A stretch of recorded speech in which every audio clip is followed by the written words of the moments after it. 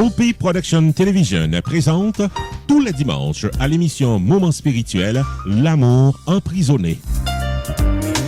Toute l'histoire du ministère spirituel de la sœur Donna Bélisaire, sa vocation à servir, mise en branle de la congrégation Les Sœurs Rédemptrices de Nazareth, l'expérience de la prison, les sacrifices pour aider les enfants pauvres, l'éclat de la sœur Donna sur la scène internationale. Chaque dimanche, un épisode à Moment spirituel, L'amour emprisonné, avec sœur Donna Bélisaire sur Hopi Production Television.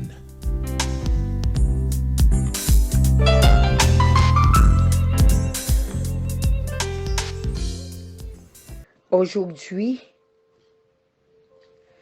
me rappelle l'anniversaire d'un grand homme.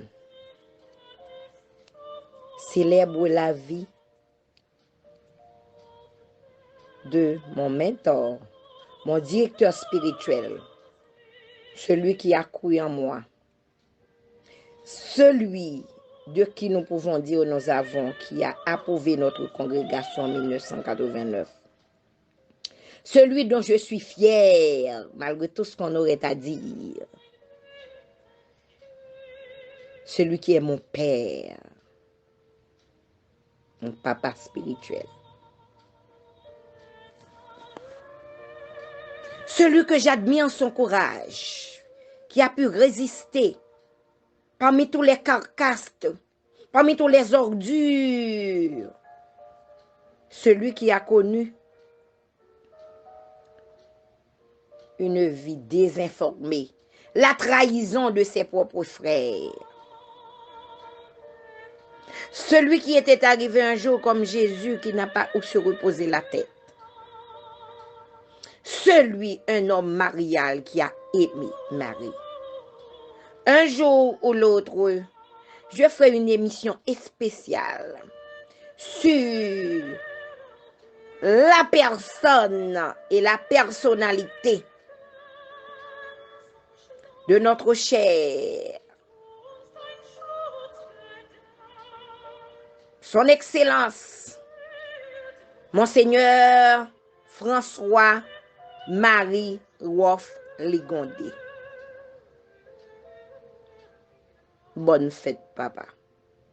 Bonne fête. Je reste et demeure fier de toi.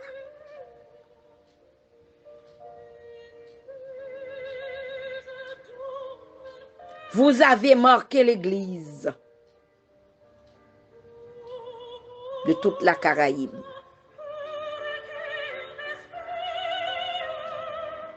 Vous êtes la figure de l'Église indigéniste. Merci. C'est les valeurs qui savent reconnaître les valeurs. Si vous n'avez pas de valeurs, vous ne pouvez pas reconnaître les valeurs. Il faut savoir reconnaître les valeurs. Oui. Je salue votre mémoire et toute l'énergie que vous avez eue pour le pays. Combien de fois vous m'avez dit, ma fille, je vais mourir sans voir ce pays se libérer. Je vais mourir pour voir. Je me rappelle le 1er janvier, vous avez dit, 1er janvier 2010, à Philadelphie. Nous ne sommes pas dignes de nos ancêtres. Un pays ravagé, immoral, toutes sortes de choses, sales, tout et tout et tout et tout.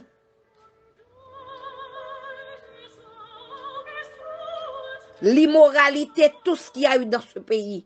Vous avez dit, c'est un bulldozer qui devrait passer dans ce pays et puis pour tout refaire. Voilà ce que nous vivons maintenant. Vous l'avez dit 1er janvier 2010 et 12 janvier 2010, 2010, nous avons eu le goudou-goudou. Et à chaque fois, vous me disiez, ma fille, est-ce que je mourrai pour ne pas voir une amélioration de ce pays? Vous avez combattu, vous avez toujours avec votre petite radio à l'oreille pour écouter. Même quand des gens que vous n'aimeriez pas écouter, mais pour écouter ce qu'ils disent, ce qu'il y a du pays. Vous avez eu beaucoup d'intérêt pour ce pays.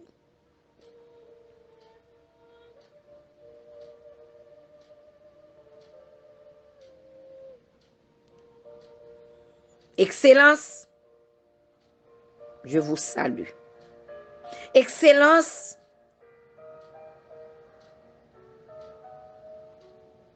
des gens que vous n'aurez pas pensé ont compris. Il est temps dans notre pays qu'on reconnaît les valeurs, quel que soit l'endroit que ça vient.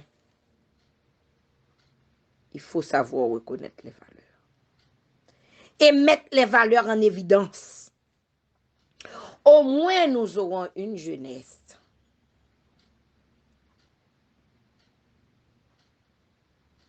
qui auront un modèle à suivre. Moi, son excellence, vous avez été mon modèle. Rich chocolate candy and creamy caramel.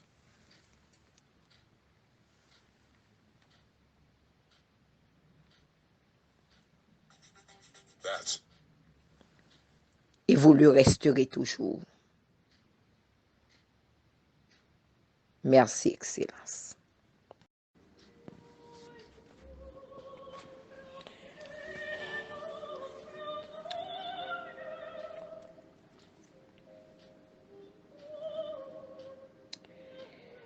Mes amis, mes frères, mes sœurs, mon peuple, laissez-moi rassembler mes forces pour vous envoyer de l'énergie. Mais franchement, ce qui se passe chez nous, c'est dur. C'est dur. Il paraît que quand le malheur ne frappe pas à votre porte, ça ne vous dit rien. Je ne comprends pas. On ne prend pas conscience de ce qui se passe autour de nous. Assez, assez, assez. Nous ne pouvons plus.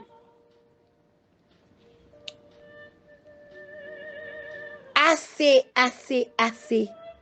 Vous kidnappez, vous violez, vous tuez, vous faites tout.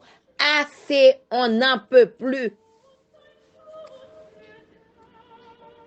Il faut qu'on s'arrête. Il faut une voix pour dire quelque chose.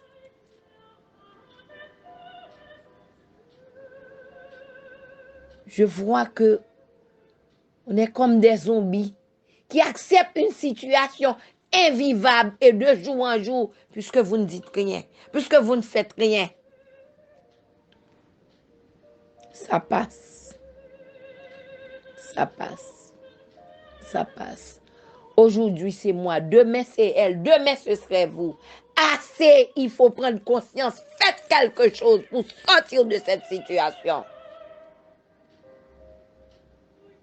Prenez conscience de ce qui se passe autour de vous. Prenez conscience de vous-même. Je salue le docteur Emmanuel Ménard. Pour la première fois, j'ai senti dans son message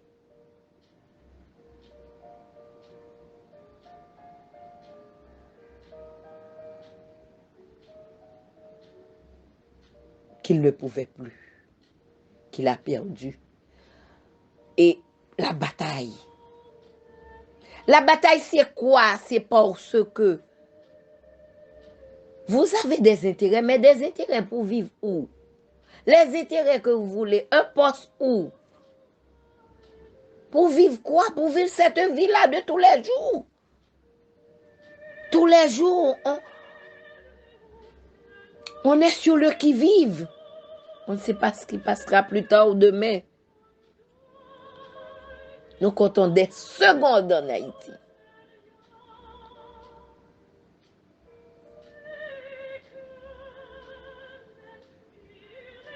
Non, non, non, ça ne peut plus. Ça ne peut plus durer.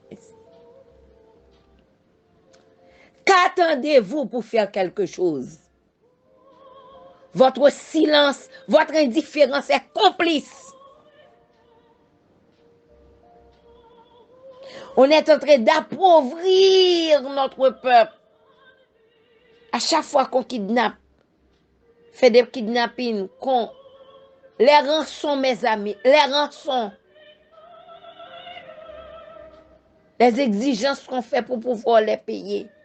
On tue, on tue, on tue. Les gens meurent comme des mouches. Vous ne dites rien, c'est parce que le malheur n'est pas encore frappé à votre porte. Il faut en parler, il faut faire quelque chose. Demain, ce sera vous. Pourquoi ce silence? Pourquoi cette résignation? Non. On doit faire un effort, même si on meurt, on pourrait dire. Au moins pour quelque chose. Nous l'avons fait. Nous l'avons fait. Nous avons osé. Mais qu'avez-vous osé? Accepter une situation pareille. À chaque fois, quand vous voulez prendre une solution pour le pays, vous ne voyez pas le peuple.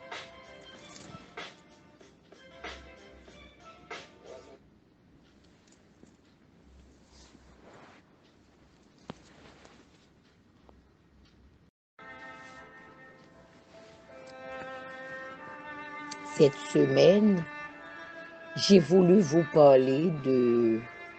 Je vois pour les catholiques, certaines fois, il y a pour certaines personnes, quelle que soit de la religion, il y a une confusion entre Notre-Dame de Lourdes et Immaculée.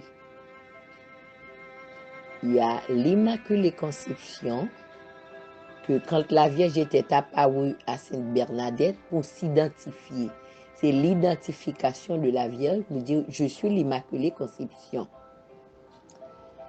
Et quand on fête Notre-Dame de Lourdes, qui était le 11 février, la fête Notre-Dame de Lourdes, c'est la Vierge avec les mains jointes et avec Sainte Bernadette avec. Ça, c'est Notre-Dame de Lourdes. Et ensuite, il y a la fête de Sainte Bernadette, le 18 février. Vous devriez savoir, Sainte Bernadette était la voyante à Paris, dans cette grotte, une petite bergère, et à qui la Vierge a fait des communications. Et dans sa simplicité, c'était pas facile pour elle. Elle a été humiliée et méconnue.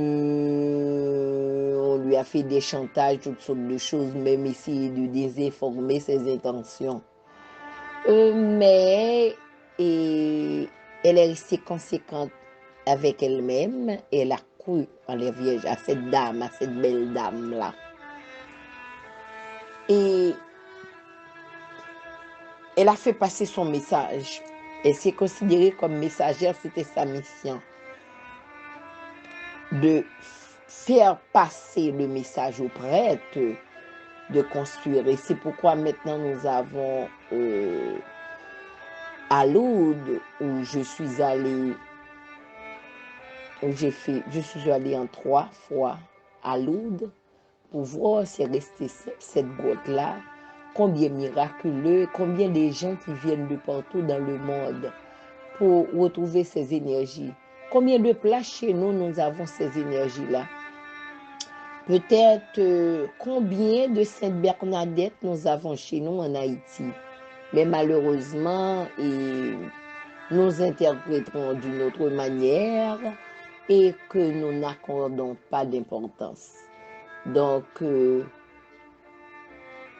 les Lourdes, ce mois, nous avons aussi la fête de Sainte Bernadette et la fête de Notre-Dame de Lourdes. Alors que le 8 décembre, c'est la fête de l'Immaculée Conception. Donc, c'était important de vous dire si vous êtes marial et l'énergie, quelle que soit la religion que vous faites, que vous êtes, il faut respecter la Vierge et la Mère Matra. Il faut respecter. C'est une énergie très agichante entre nous. C'est elle qui a fait chair l'esprit. C'est par elle que Jésus est passé, que Jésus a eu un corps. Donc, mes amis, ce que vous devriez savoir, vous pouvez ne pas être catholique, mais si vos parents l'ont été, vos forces ancestrales, il faut de votre côté aussi dire un je vous salue, un Ave Maria pour vos chers disparus.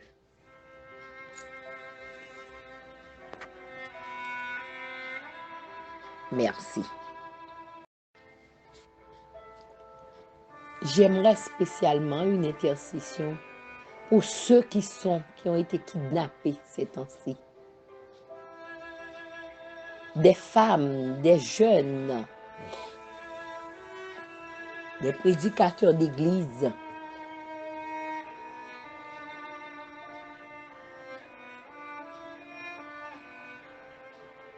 Je vais prier la Vierge pour que la Vierge change le cœur de ces gens-là. Pourquoi?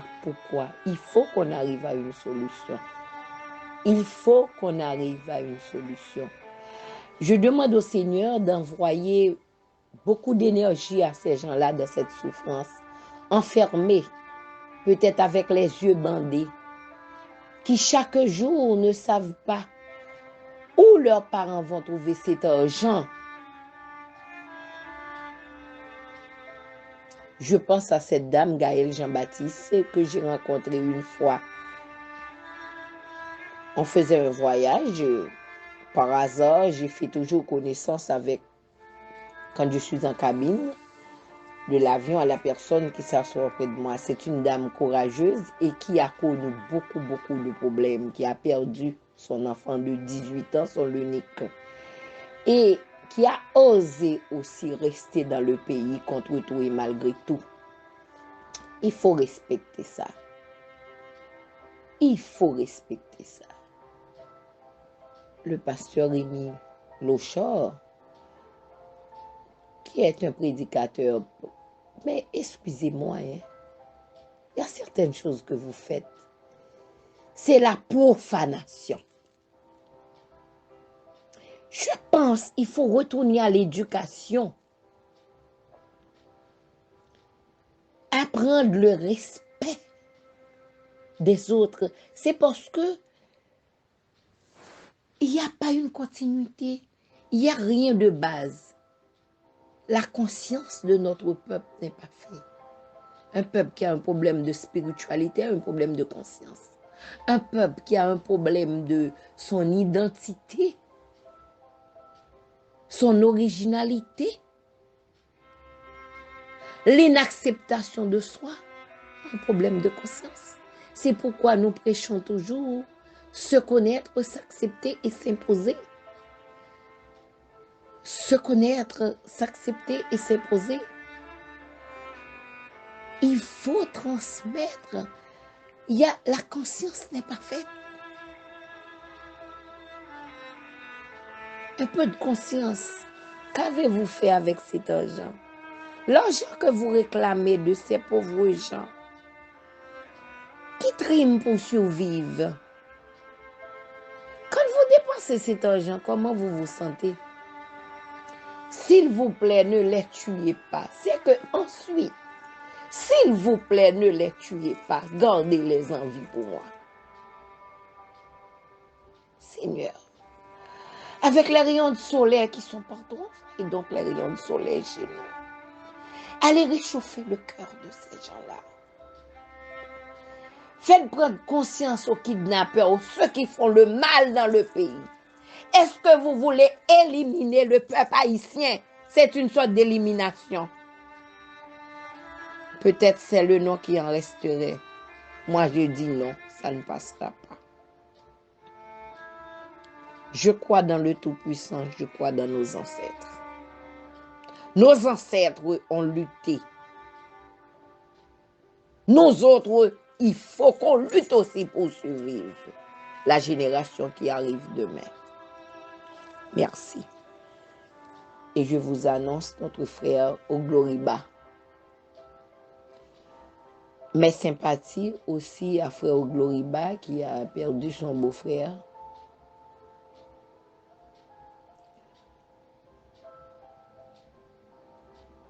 Oui.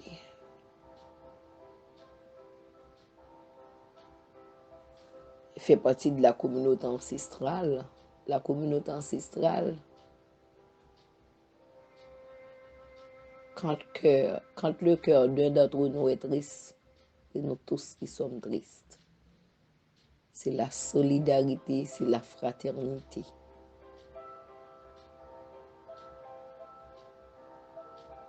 Un pour tous, tous pour un. Merci. Je salue encore Monsieur Jude de Onsley et sa famille pour son effort pour nous avoir permis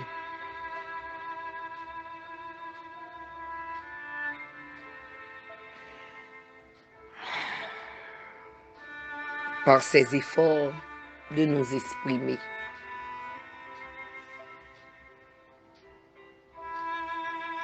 Merci encore.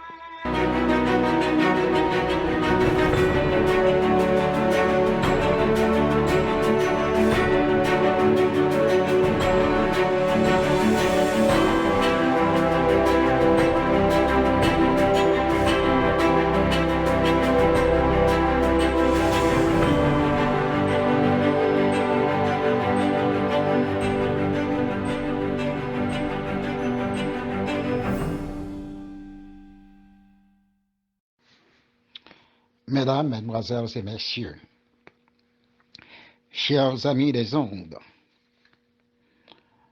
dans notre rubrique sanitaire au cours de ces 2 dernières semaines, nous, en collaboration avec la communauté ancestrale des Sœurs rédemptrices de Nazareth, avons exploré des dégâts que peuvent présenter un foie désaxé ou fatigué. Nous espérons bien que cet exposé vous a plu. Vous, amis des ondes et internautes, nous pensons que vous pouvez trouver dans cette rubrique un moyen de vous soulager de vos maux et souffrances en général. Aujourd'hui, nous, frères Ogloriba, Balthazar, entamons un autre sujet à haut niveau ou à haute portée. Mais nous vous conseillons à ne pas utiliser cette rubrique comme traitement. En tout cas, il faut toujours vous référer à votre professionnel de santé qui soit capable de vous diagnostiquer et de vous soigner. Je vous suis gré et je compte que ce programme vous aide à votre genèse salutaire. Chers amis, comme vous le savez tous, notre sujet d'aujourd'hui, c'est le cancer chez la femme, en particulier le cancer du sein. Et comme vous le savez bien, plus de femmes dans notre société séparent une peur bleue commune, celle de développer le cancer du sein. Et je dois vous dire que cette peur est plus que fondée. surtout quand on considère bien sa tenue. Excepté pour le cancer pulmonaire, le cancer du sein est le plus redoutable et le plus répandu chez nos sœurs, femmes et mères. Pour chaque 3 diagnoses, on a un cancer de sein chez la femme. Certainement, les hommes peuvent être aussi affectés du cancer du sein aussi. Dans les années 2004, il y a de cela près de 20 ans, the American Cancer Association estimait que 200 000 femmes américaines ont été frappées par ce mal et près de 40 000 ont perdu leur vie. Cancer du sein. Mais c'est quoi? Le cancer du sein fait son entrée en scène lorsque les tissus du sein se divisent et se développent sans contrôle.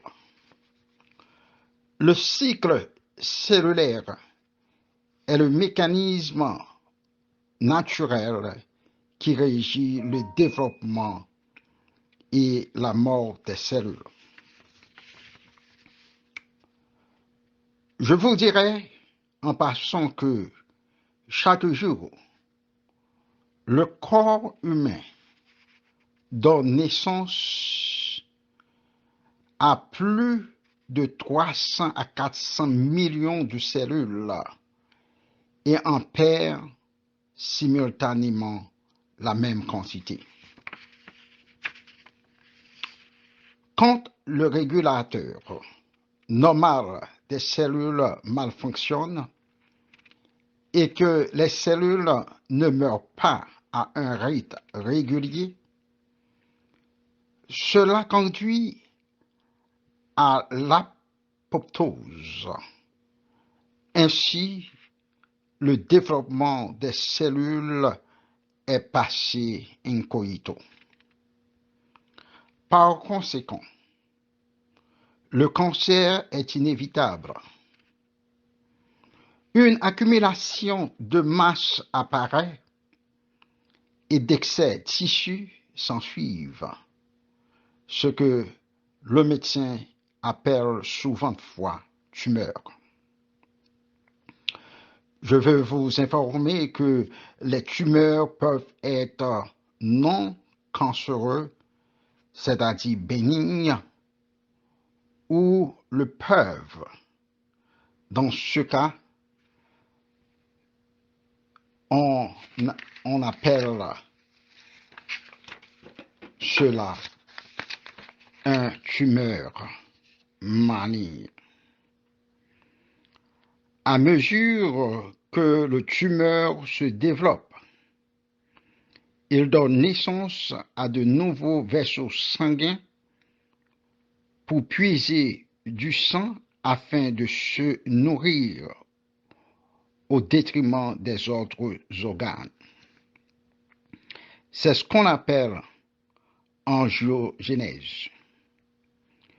Le développement génèse de nouveaux vaisseaux sanguins angio. Irrégulier tumeur. Angiogénèse facilite le développement tout le long du corps. Ce qui est pire, c'est que les cellules cancéreuses ont l'habilité de voyager à de longues distances dans le corps pour aller coloniser d'autres sites. Ce processus porte le nom de métastase. Et cela arrive aux organes tels le foie, les poumons et les os. Les deux suivants véhicules utilisés par ces agents, c'est le courant sanguin et le système lymphatique. Ces agents, nous pouvons dire, sont infernaux. C'est vrai que ces cellules cancéreuses ne peuvent pas vivre loin de leur lieu de naissance, mais au cas où ils vivent, ils commenceront par se multiplier rapidement pour créer de nouveaux tumeurs. Ainsi, une personne atteinte du cancer et qui n'a pas été traitée ou qui est restée sans traitement ou est résistant au traitement peut éventuellement mourir quand les organes vitaux sont réellement affectés. Nous tenons à vous rappeler que le cancer du sein est lent dans son développement. Il peut prendre jusqu'à 10 ans avant que la personne affectée puisse découvrir le tumeur.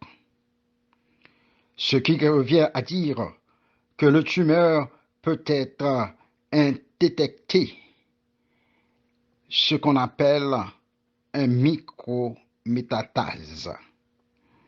Et cela peut se loger dans le sein pendant un long temps avant un diagnostic.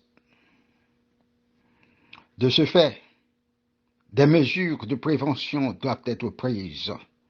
Ces mesures vont d'une vie saine, adéquate, d'une bonne nutrition, des exercices au quotidien. La découverte dans sa phase primaire, c'est-à-dire la découverte du cancer dans sa phase primaire, peut réduire les risques de mortalité. Cela peut être fait par une évaluation annuelle du sein ou test mammographique.